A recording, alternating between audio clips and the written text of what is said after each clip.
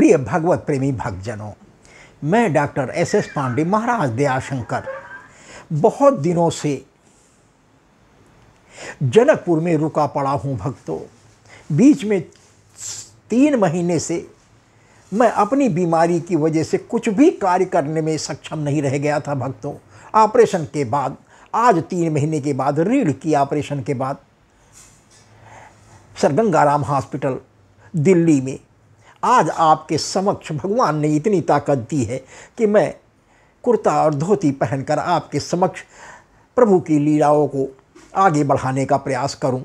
तो भक्तों, हम आज अपने भगवान को की बारात को, जनकपुर में तो पहले ही हमारे भगवान थे और धनुष भंग के बाद जो हमारे जनक जी ने प्रतिज्ञा की थी, तो तोड़ने के बाद निमि कुल के जनक जी के कुल गुरु श्री शतानंद जी, जो श्री गौतम और हमारी अहिल्या माँ के सुपुत्र हैं, उन्होंने सलाह दी कि गुरुवर भले ही जयमाल कार्यक्रम संपन्न हो गया है, लेकिन जब तक विधिवत बारात आकर के विधिवत मंडप में ब्याह की सारी रस्में नहीं कर ली जाती, इसे पूर्ण विवाह नहीं माना जा सकता।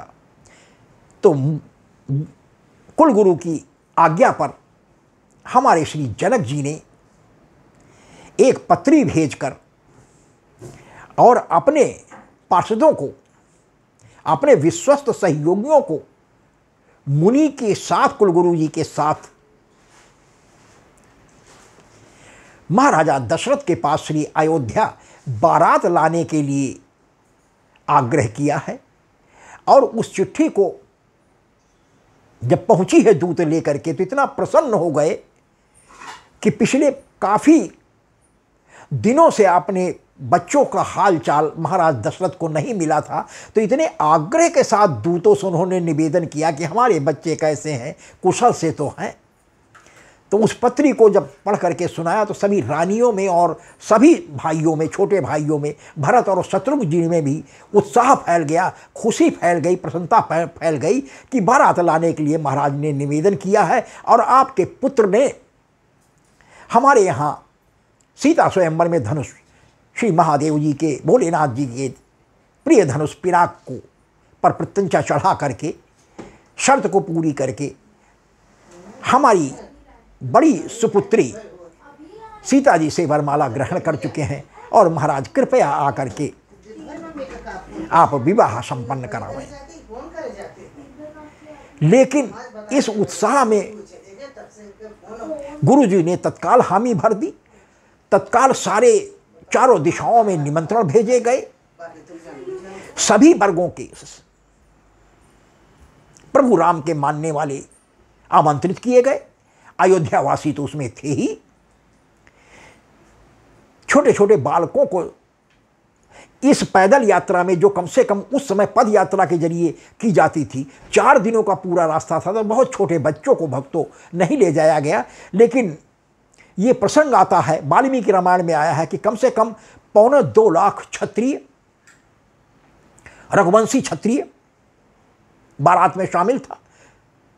तो राजसी ठाठ नौकर और करीब करीब 4 लाख ब्राह्मण थे। क्योंकि विवाह के समय जब श्री प्रभु राम जी के विवाह के हेतु खाली वहां पर गए थे और विश्वामित्र जी की कृपा से जनक जी ने अपनी छोटी पुत्री उर्मिला के भी सहबाला बने हुए हमारे लक्ष्मण के साथ करने की घोषणा कर दी। और गुरु विश्वामित्र जी से अनुमति पाते ही 2 विवाह तय हो गए थे। हमारे भरत और शत्रुघ्न जी का रह गया था, तो उसे विश्वामित्र जी ने सबसे अंत में उसी मंडप में महाराजा जनक के छोटे भाई कुशध्वज की 2 कन्याएं श्रुतकीर्ति और मांडवी, इन दोनों को श्री भरत और शत्रुघ्न के लिए स्वीकार करने का आग्रह किया, जिसे हमारे गुरु वशिष्ठ जी ने और महाराजा दशरथ ने शहर से स्वीकार कर लिया। इस प्रकार चारों भाइयों के एक ही मंडप में सबसे पहले प्रभु राम जी का विवाह वैदिक रीति रिवाज से संपन्न हुआ, जिसमें सभी हमारे देवता ब्रह्मा विष्णु और महेश जी भी ब्राह्मण का वेश बना करके उपस्थित हुए थे। सभी हमारी देवियां भी, देव पत्नियां भी विभिन्न रूपों में आकर के प्रभु राम के इस विवाह को देखने के लिए आज ब्रह्म स्वयं ब्रह्म आज दूल्हा बना हुआ है। तो ये सौभाग्य कि मिलना कोई छोटी मोटी बात है। तो भक्तों, आइए, जिस हिसाब से हमारे प्रभु राम जी की बारात थी उसका वर्णन नहीं किया जा सकता भक्तों शब्दों में। वाल्मीकि जी ने विस्तार से बताया है कि मागध विदूषक कितने हाथी, कितने घोड़े, कितने खच्चर, कितने ऊंट, कितनी बैलगाड़ियां, कितनी पालकियां, कितने रथ और कितने हाथी, भक्तों गिनती नहीं की जा सकती थी। ऐसी बारात चली है कि लोग देखकर दंग रह गए। अयोध्या से श्री जनकपुर चौथे दिन हमारी बारात भक्तों पहुंची थी।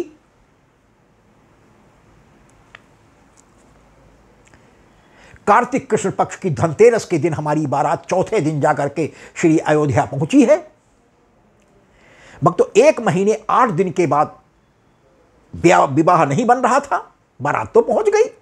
1 महीने 8 दिन पूरा बारात रुकी है, तब जाकर के सुंदर तिथि जो ब्रह्मा जी ने बनाकर पत्री में भेजा, अगहन शुक्ल पंचमी को हमारे प्रभु श्री राम जी का विवाह हुआ है। और भक्तों, उसको ठीक 2 महीने के बाद माघ शुक्ल पंचमी को हमारी चारों माताओं की, सीता और उर्मिला श्री जनक जी की सुपुत्री 2 और उनके छोटे भाई कुशध्वज की 2, मांडवी और सुकृति, चारों बहुओं की उस ढंग से विदाई की है कि भक्तों उसका भी वर्णन नहीं किया जाता।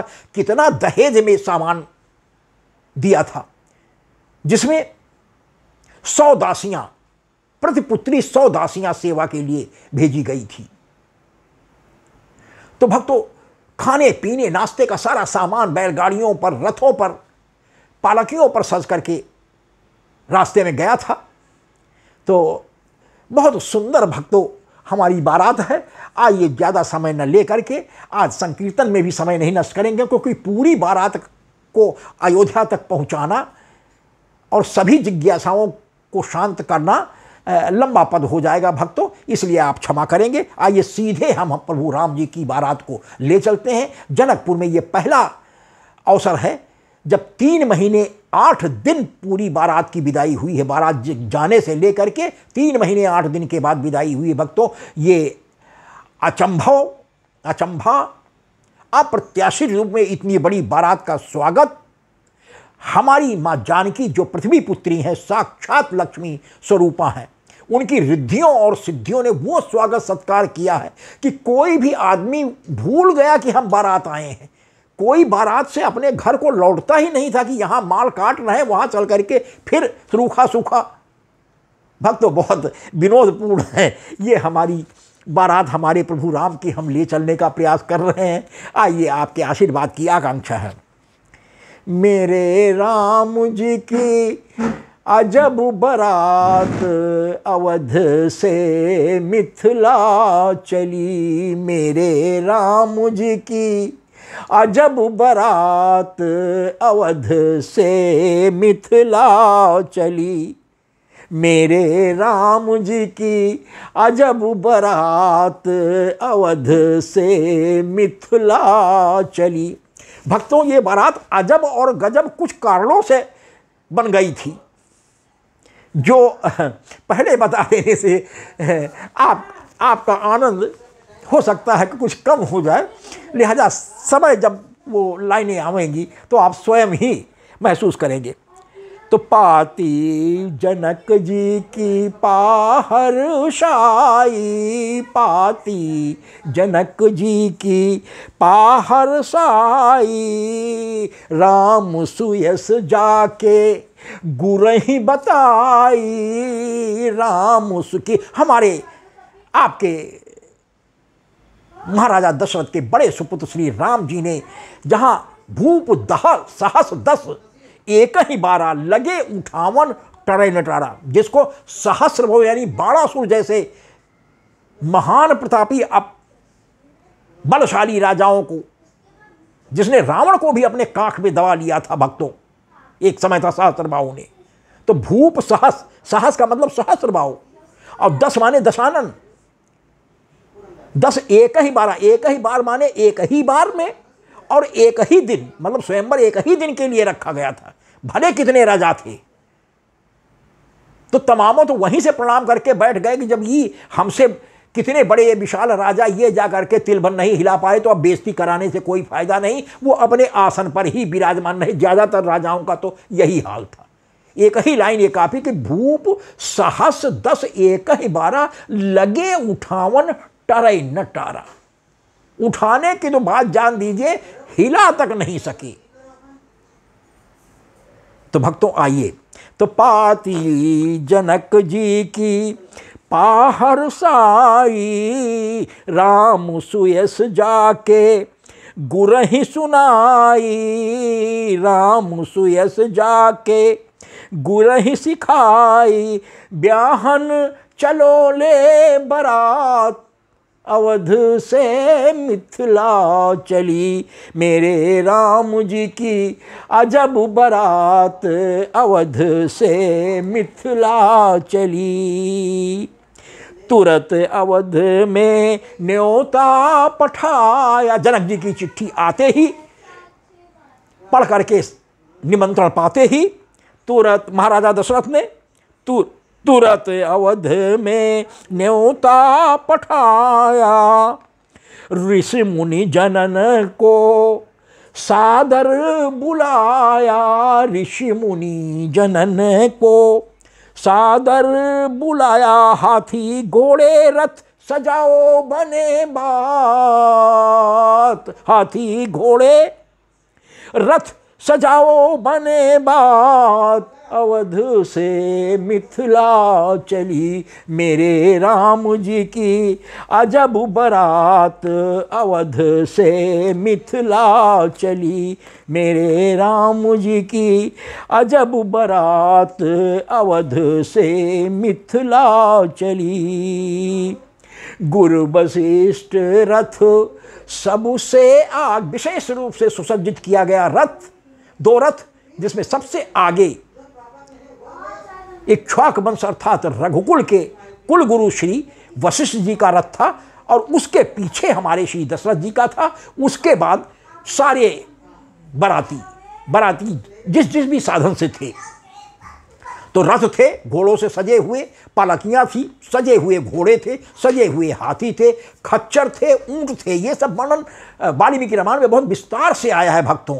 विदूषक भी थे, भाट भी थे, जो बिरदावली गाया करते थे। तो ऐसी बारात जहां जगह जगह तरह तरह के विभिन्न प्रकार के वाद्य यंत्र, जिसमें ताशा भी था, नगाड़े भी थे, ढोलक की बात ही नहीं, मृदंग की बात ही नहीं, शहनाई की बात ही नहीं, बहुबाजे से संबोधित कर दिया, जिसमें आप सोच सकते हैं। तो उस समय चलने वाले जितने भी प्रकार के वाद्य थे, इतने बड़े महाराजा, और वो भी साक्षात ब्रह्म की बारात के लिए कौन ये लालसा छोड़ पावेगा? जिसे निमंत्रण मिल गया हो उसके बाद लालसा वो छोड़ पावेगा। तो गुरु वशिष्ठ रथ सबसे आगे, पाछे श्री 10 रथ रस साजे, पाछे श्री 10 रथ रथ साजे, भरी पालकियां भीड़ ना अमात, अवध से मिथिला चली, मेरे राम जी की अजब बरात, अवध से मिथिला चली, भरी पालकियां भीड़ ना अमात, अवध से मिथिला चली, मेरे राम जी की अजब बरात, अवध से मिथिला चली। ब्राह्मण क्षत्रिय वैश्य चाकर, ब्राह्मण क्षत्रिय वैश्य चाकर, भाट विदूषक आए सज कर, भाट विदूषक आए सज कर, संख्या गिनी नहीं जात भैया संख्या, गिनी नहीं जात अवध से मिथिला चली, मेरे राम जी की अजब बारात अवध से मिथिला चली। कई चीज़ें अजब जो हुई हैं भक्तों, हर लाइन में आपको होगा कि कितनी पालकियां थी सजी हुई, कितने रथ थे, कितने हाथी थे, कितने घोड़े थे, कितने खच्चर थे, कितने ऊंट थे, कितनी बैलगाड़ियां थी, सब भरी हुई सामानों से, बिस्तरे, रजाई, गद्दे, जो भी मतलब उस समय का मौसम कार्तिक था ही, तो ठंड गुलाबी शुरुआत थी।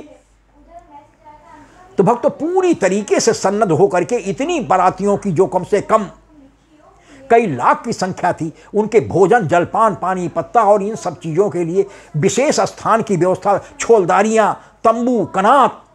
अरे भक्तों, वाल्मीकि जी ने तो इतना विस्तार से वर्णन किया है। भाई त्रिकालज्ञ ऋषि थे हमारे, वो स्वयं जीवित थे प्रभु राम के पूरे जीवन काल में। तो आंखों से देखी बात भक्तों आज भले हमें अतिशयोक्ति लगे, लेकिन संभव है कि उस समय ये सारी चीजें रही होंगी।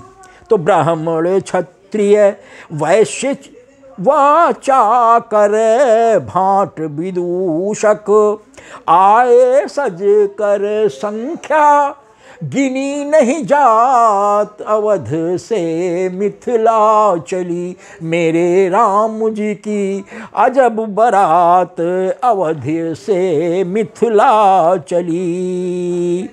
भांति भांति के बाजे बाजत भांत, थोड़ी थोड़ी दूर दूर पर, जैसे एक बीच में बाजा है, बीच में 40, 50, 100 आदमी आगे और कुछ काफ़ी आदमी पीछे, उसके बाद फिर दूसरे किस्म का बाजा। तो जगह जगह पर जब बाजाओं की संख्या नहीं थी तो और न बारातियों की संख्या थी, तो वो जगह जगह पर अलग अलग तरीके के नृत्य और गान करते हुए आगे बढ़ रहे थे। तो भांति भांति के बाजे बाजत धुन पर सजे, बाराती नाचत, जैसे आजकल भी नाच रहे हैं। तो भक्तों हमारे प्रभु राम जी का जैसा विवाह हुआ था, उसी को करीब करीब हमारे शंकर पार्वती जी का, उसके बाद हमारे प्रभु राम जी का विवाह, ये आदर्श विवाह कहे गए हैं। आज भी भारतवर्ष का सनातनी उन्हीं नियमों और उसको पालन करने का प्रयास कर रहा है। भले वो दिन की संख्या सीमित हो गई, जो अब तक 3 दिनों की शादियां हुआ करती थी। प्रथम दिन द्वार पूजा होता था, दूसरे दिन शिष्टाचार मनाया जाता था, जिसमें वर और वधू पक्ष के सभी संभ्रांत नागरिक इकट्ठा होते थे, शिष्टाचार होता था, पंडित एक दूसरे कुलों के यश गाथा वर्णन करते थे और मंगल आशीर्वाद प्रदान किया जाता था, केवड़े के जल की बरसात होती थी। भक्तों वो चीज़ तो अब खत्म हो गई, और नृत्य हुआ करते थे गणिकाओं के। उस समय की गणिकाएं आदर्श मानी जाती थी। राजा महाराजाओं के बच्चे उनके यहाँ शिक्षा ग्रहण करने और संगीत ग्रहण करने जाते थे। भक्तों यह भी पुरानी परंपरा अब सब लुप्त हो गई। अब तो एक बैंड और 8 घंटे का समय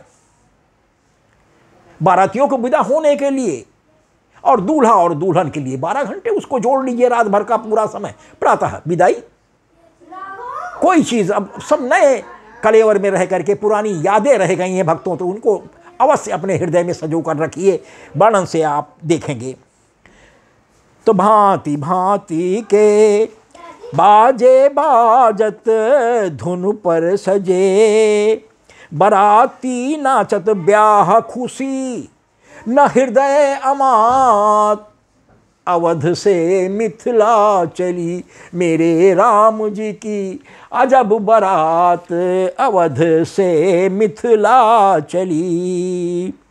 मार्ग ग्राम नर नारी पूछत, मार्ग में पड़ने वाले सभी ग्राम के निवासी इतनी बड़ी विशाल बारात को देखने के लिए सब निकल कर आ जाते थे अपने अपने घरों से, और दूल्हे को देखने की बड़ी दिली इच्छा तब आम नर नारी में हुआ करती, देखे दुल्हा कैसा है। तो मार्ग ग्राम नर नारी पूछत, सब आंखें दुल्हा को ढूंढत। सभी नर और नारियों के मन की एक ही जिज्ञासा कि भैया दुल्हा को तो एक नजर देख ले, और दुल्हा हो तब तो वो दिखाई पड़े। दूल्हा महाराज तो स्वयं जनकपुर में पहले से ही विराजमान है। तो भक्तों, इसीलिए इस बारात को अजब बारात का नाम दिया गया है कि जो बगैर दुल्हे के हो।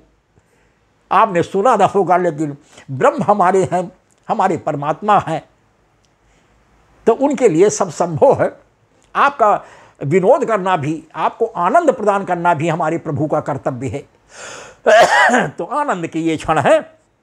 तो मार्ग ग्राम नर नारी पूछत, सब आंखें दुल्हा को हेरत, सब आंखें दुल्हा को हेरत। भैया दुल्हा तो नाही देखा, सभी एक दूसरे से करेंगे भैया दुल्हा तो नाही देखा, अवध से मिथिला चली मेरे राम जी की अजब बारात, अवध से मिथिला चली। पीछे पीछे वाले दुल्हा आगे बतावत। अगर इतनी लंबी बारात तो कम से कम 1-2 किलोमीटर जब लंबी बारात, इतने आदमी, इतनी बड़ी बारात तो रही ही होगी।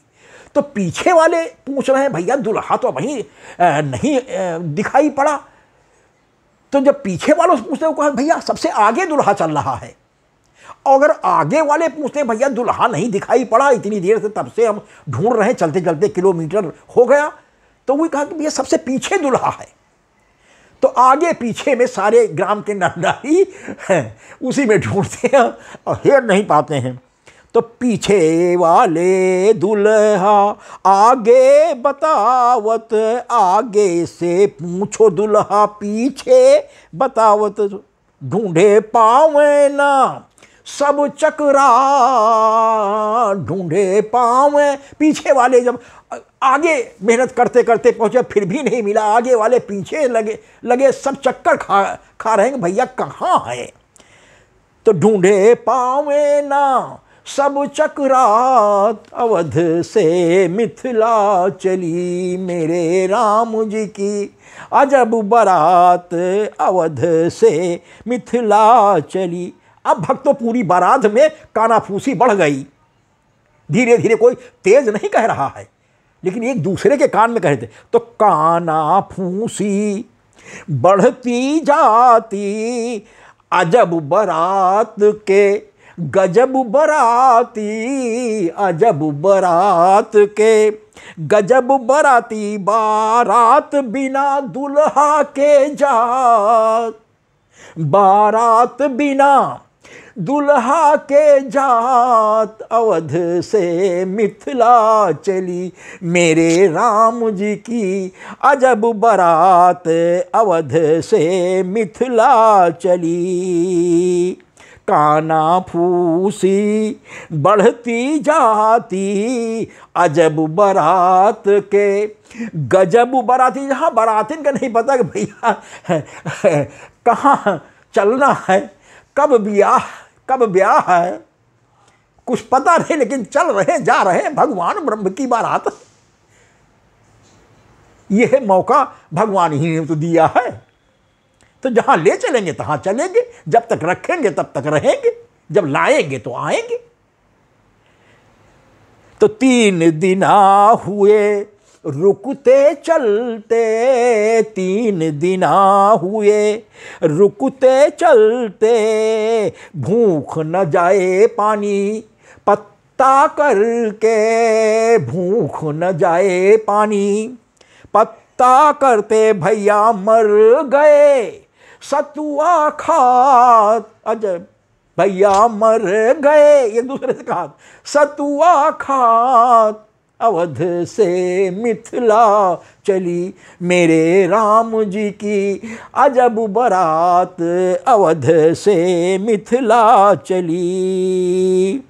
3 दिना हुए रुकते चलते, भूख न जाए पानी पत्ता करके, मर गए चबैना चबात, अवध से मिथिला चली मेरे राम जी की अजब बारात, अवध से मिथिला चली।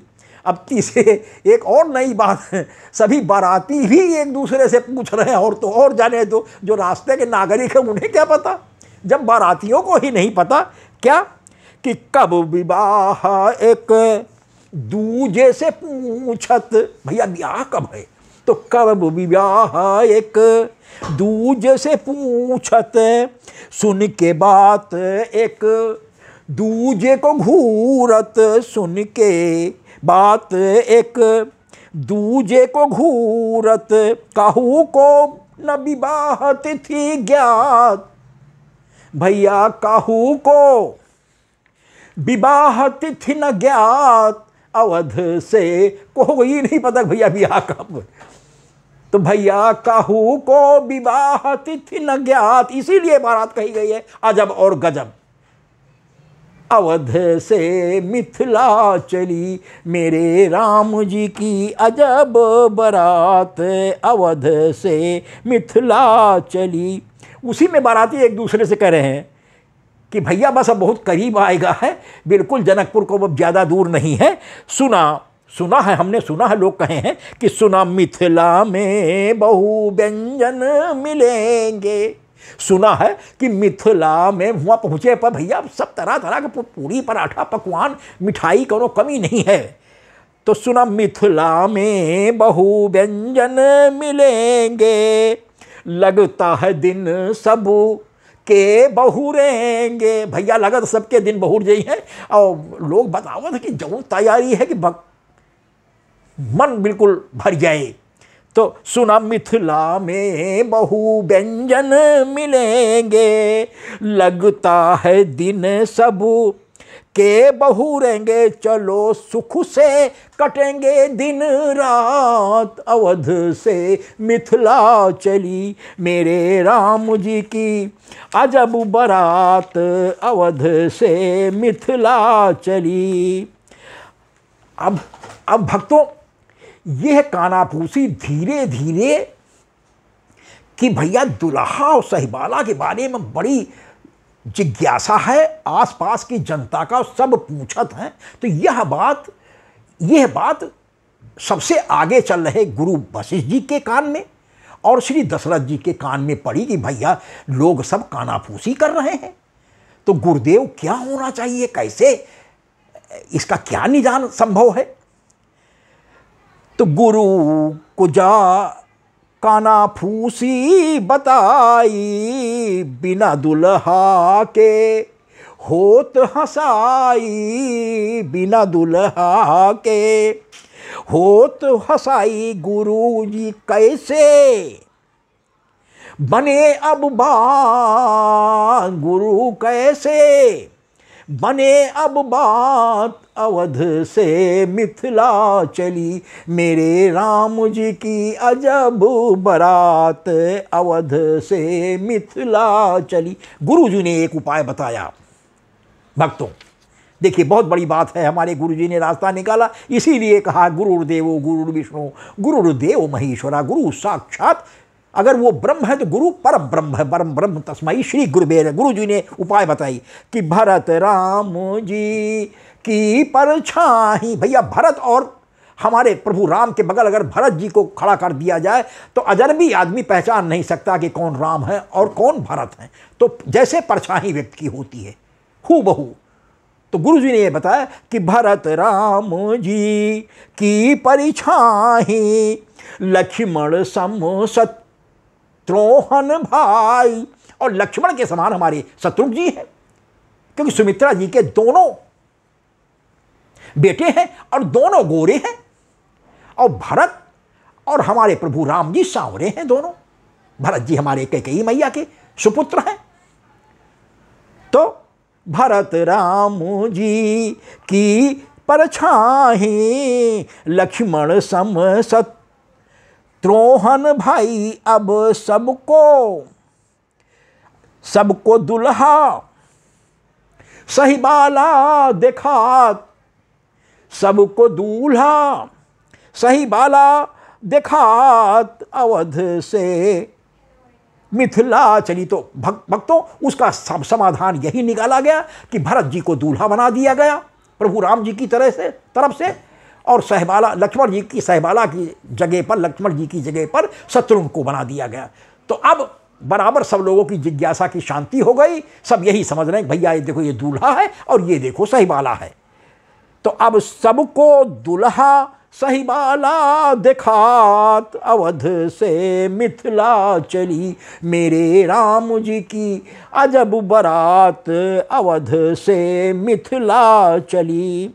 अब भक्तों चौथे दिन कार्तिक धनतेरस, चौथे दिन बारात भक्तों करीब करीब गोधूल बेला में जनकपुर जाकर के पहुंची है भक्तों। और हमारी माँ सीता जी की रिद्धि और सिद्धि वहाँ पहले से ही सन्नत थी, मैया ने आदेश दे दिया था। और वो राजसी ठाट बाट 5 सितारा होटल की सारी सुविधाएं उस त्रेता युग में हमारे महाराजा जनक जी में जो विदेह राज कहे गए हैं, हमारी माँ सीता जी की कृपा से सब हो गया। कोई जान ही नहीं पाया कि कैसे स्वागत से अभिभूत हो गए लोग। तो चौथे दिन कार्तिक धनतेरस, पाख अंधेर राह नहीं सूझत, पाख अंधेर राह नहीं सूझत, कैसे पहुँची है कैसे तैसे पहुँची मिथिला बरा, जैसे तैसे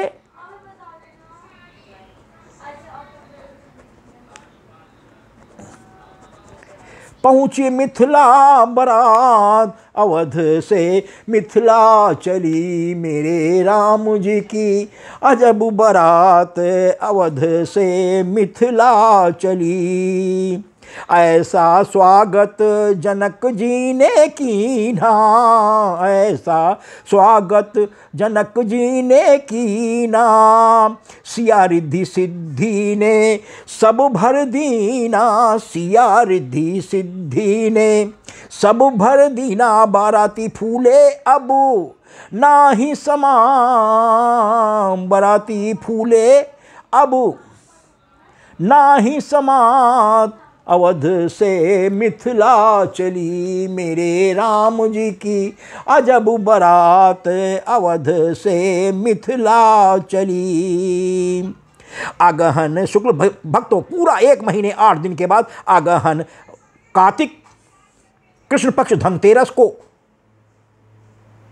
पहुंच गई है बारात। 1 माह 8 दिन के बाद अगहन शुक्ल पंचमी तिथि को, अगहन शुक्ल पंचमी तिथि को ब्याहन चारों भाई पहुँचे महल को, ब्याहन चारों भाई पहुँचे महल को, ब्याहन चारों भाई पहुँचे महल को, विधिवत ब्याहे गए चारों भ्रात, विधिवत ब्याहे गए राम जी, भरत जी, लक्ष्मण जी और शत्रुघ्न जी। प्रभु राम जी के साथ सीता जी का हाथ दिया गया, उर्मिला का श्री लक्ष्मण जी को हाथ दिया गया। ये दोनों श्री जनक जी की सगी बहनें हैं और उनके छोटे भाई कुशध्वज की बहनें हैं। बड़ी मांडवी को श्री भरत जी के हाथ दिया गया और श्रुतकीर्ति को श्री शत्रुघ्न जी के हाथ में। तो इस तरीके से विधिवत ब्याहे गए चारों भ्रात, अवध से मिथिला चली मेरे राम जी की अजब बारात, अवध से मिथिला चली। अब भक्तों विदाई का समय आया तो पूरे 2 महीने के बाद विदाई की तिथि बनी है भक्तों। तो इस प्रकार 2 महीने और 1 महीने 8 दिन, 3 महीने 8 दिन के बाद चारों बहुओं की, हमारी माँ सीता जी की, उर्मिला जी की, मांडवी जी की और श्रुतकीर्ति जी की, चारों भाइयों के समेत संपूर्ण बारात की विदाई पूरे दान दहेज और ऐश्वर्य के साथ की गई। तो चारों भाई दुल्हन पाइनी, माघ शुक्ल पंचमी तिथि आइनी। चारों दुल्हन विदा, चारों दुल्हन हुई मैं बारात, विदा चारों दुल्हन हुई मैं बारात। अवध से मिथिला चली मेरे राम जी की अजबू बारात, अवध से मिथिला चली। 3.25 माह कुल रहे मिथिला, 3.25 माह कुल रहे मिथिला। पर अवध जाएगा मन नहीं मचला, पर अवध जाने का, पर अवध जाने का मन नहीं मचला। खाना पीना ना भूला जा भैया, खाना पीना भूला न जात। अवध से मिथिला चली मेरे राम जी की अजब बारात, अवध से मिथिला चली। खाए पिए से मन न आघात, अवध से मिथिला चली मेरे राम जी की अजब बारात, अवध से मिथिला चली।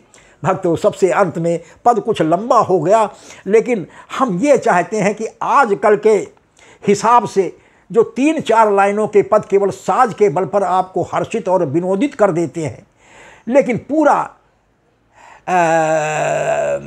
पूरी लीला का रसास्वादन आप नहीं कर पाते हैं, तो हमारा वो उद्देश्य कतई नहीं है। न प्रचार पाना है, न कुछ पाना। हमें समग्र रूप से भगवान की उस पर्टिकुलर लीला का सांगोपांग विवेचन संक्षिप्त में कर कर आपके पास पहुंचाना है, जिससे आपको दोबारा ग्रंथों की शरण में न जाना पड़े।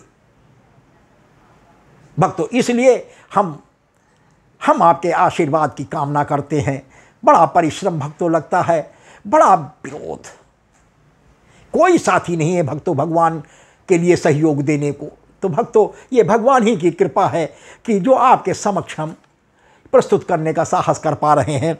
तो दया शंकर सीताराम जी के कारण, दया शंकर सीताराम जी के कारण, पाने कसिए स्वामिनी भवतारण, पाने को सिया स्वामिनी भवतारण। पेट भरी गा है, पेट भरी गा है गारी खात। भैया, मिथिला में गारी खाते खाते पेट वास्तविकता में भर गया है। और क्यों?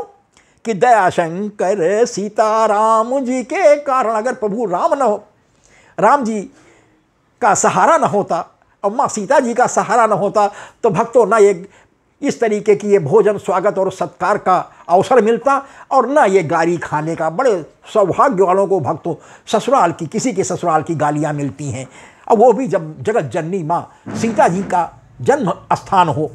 तो दया शंकर सीताराम जी के कारण, पाने को सिया स्वामिनी भवतारण। पेट भरी गा है गारी खात, अवध से मिथिला चली मेरे राम जी की अजब बारात, अवध से मिथिला चली। दया शंकर सब मगन बराती, दया शंकर सब मगन बराती। खा के भजन गा मैं दिन राति। 3 महीना लिखे तो और क्या, खाओ पियो, गाओ तराना छोटो, भेंट विदूषक और तरह तरह की गणिकाएँ, सब विनोद मनोविनोद के लिए। भैया, कोई चीज़ की कमी तो थी नहीं। जहाँ प्रभु की बारात हो तो अप्सराएँ उसी में सब विनोद भी करते रहते थे। तो दया शंकर सब मगन बराती, खा के भजन गा वह दिन राती। भैया, शोभा बरनी नहीं जा, मिथिला शोभा बरन नहीं जा। अवध से मिथिला चली, मेरे राम जी की अजब बारात अवध से मिथिला चली। धन्यवाद भक्तों, करीब करीब हमने कम से कम कड़ियों में आपके समक्ष संपूर्ण बारात का हाल दरवाजे पर पहुंचने से लेकर के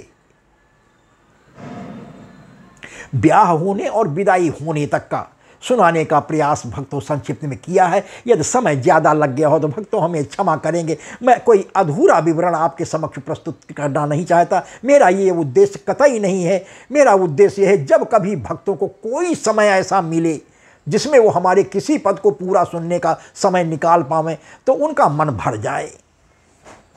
भगवत कृपा बनाए रखें भक्तों। इसी के साथ हम आशा करते हैं कि हमारे प्रभु राम जी की इस बारात में जब कभी ये पद सुनेंगे तो आप भी अपने को शामिल कर लें भक्तों। आपका उल्लास और हर्ष दूना हो जाएगा। आनंद क्या, वो परमानंद, जहाँ भगवान होंगे वहाँ तो परमानंद वैसे ही बरसेगा और आपका हृदय भर जाएगा।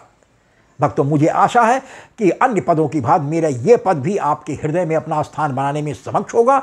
और यदि हमारा ये प्रभु की बारात जनकपुर चलने का सौभाग्य आप पद को सुनने के दौरान निकाल पाए तो भक्तों आप भी अपने को परम सौभाग्यशाली समझिएगा। इसमें संदेह नहीं कि प्रभु की कृपा बरसेगी।